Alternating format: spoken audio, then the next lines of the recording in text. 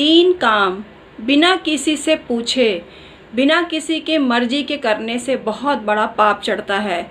आप इतने बड़े पाप के भागीदार हो जाते हैं कि जिसकी कोई हद ही नहीं है। ये काम हमेशा पूछ के ही करने चाहिए और उसकी आज्ञा लेकर ही करने चाहिए, तभी आपको लाभ मिलता है। और लाभ तो इतना मिलता है कि आपके पुण्य खाते संचित हो जाते हैं। तो पाप और पुण्य का भेद जानने के लिए ये वीडियो पूरा देखिए। हम हैं एस्ट्रोलॉजर और वास्तु कंसल्टेंट डॉक्टर उमाश्री, आपके रियल हितैषी, और आपको जानकारी देना अपना फ़र्ज़ समझते हैं एक एस्ट्रोलॉजर होने के नाते।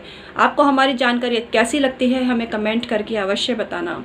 हम हैं एस्ट्रोलॉजर और वास्तु कंसल्टेंट डॉक्टर उमाश्री, ऐसी ही जानकारी लाते हैं। अगर आज की जानकारी पसंद आए तो लाइक और शेयर करना मत भूलिएगा और कमेंट सेक्शन में ओम नमः शिवाय और जय माता दी अवश्य प्रेषित करना। आइए आज का वीडियो शुरू करते हैं। पहली चीज़ है किसी के दिमाग की रीडिंग करना। कई लोग दिमाग की रीडिंग करते हैं। दिमाग की रीडिंग मतलब किसी के मन में क्या चल रहा है, उसके मस्तिष्क में क्या चल रहा है, इसको भांपने की कोशिश करते हैं। अगर आप इसमें पारंगत हैं तब तो कोई बात नहीं है, आपने इसमें कोई डिप्लोमा या डिग्री ले रखी है तब भी आप ये रीडिंग कर सकते हैं। लेकिन आपको चाहिए तब भी आप ये सलाह लेकर या आज्ञा लेकर ही ये काम करें, क्योंकि प्रोफेशनल लोग बिना पैसों के कोई काम नहीं करते हैं। अगर आप प्रोफेशनल हैं और दिमाग की रीडिंग करते हैं तो आपको आज्ञा लेकर ही काम करना चाहिए और पेमेंट लेकर ही कोई काम करना चाहिए।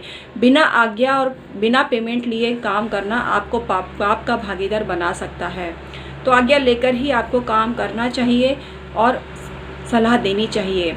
ज्योतिष के क्षेत्र में भी ऐसी विसंगतियां व्याप्त है।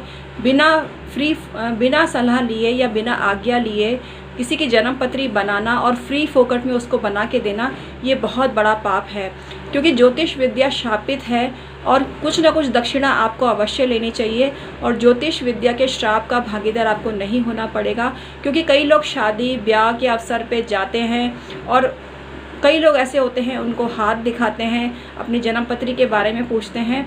तो हम आपको यही सलाह देंगे कि ज्योतिषी होने के नाते मैं ये जानती हूँ कि ये विद्या बहुत शापित है, तो आपको फ्री फोकट में किसी की सलाह नहीं लेनी चाहिए। आप किसी को जन्म पत्री दिखाना चाहते हैं तो पैसा देकर, शुल्क देकर ही आपको दिखाना चाहिए। तीसरी चीज़ है किसी के घर में भोजन करना।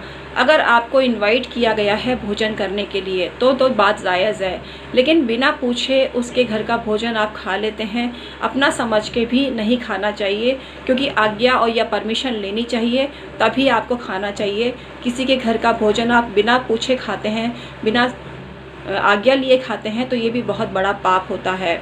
हालांकि अगर आप भूखे हैं और आपका रिश्ता क्लोज़ है तो वैसे भी आप खा सकते हैं, इसमें कोई दिक्कत नहीं है।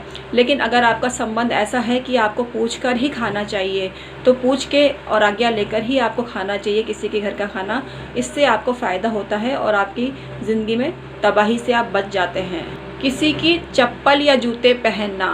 किसी की चप्पल या जूते आप पहनते हैं तो आज्ञा लेकर ही आपको पहनना चाहिए, तो आपको फ़ायदा होता है। किसी की पुस्तक के साथ छेड़छाड़ करना।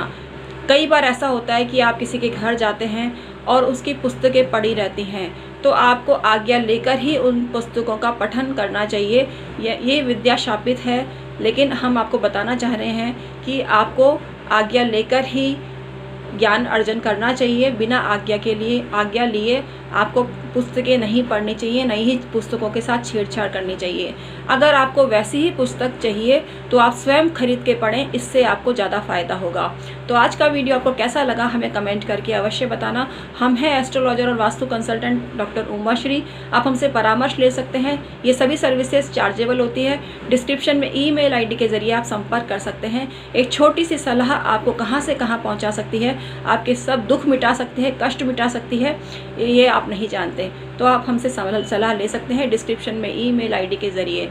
आज का वीडियो समाप्त करते हैं, फिर हाजिर होंगे नए वीडियो के साथ में। तब तक के लिए सुखी रहिए, समृद्धि को प्राप्त करते रहिए। Thank you so much.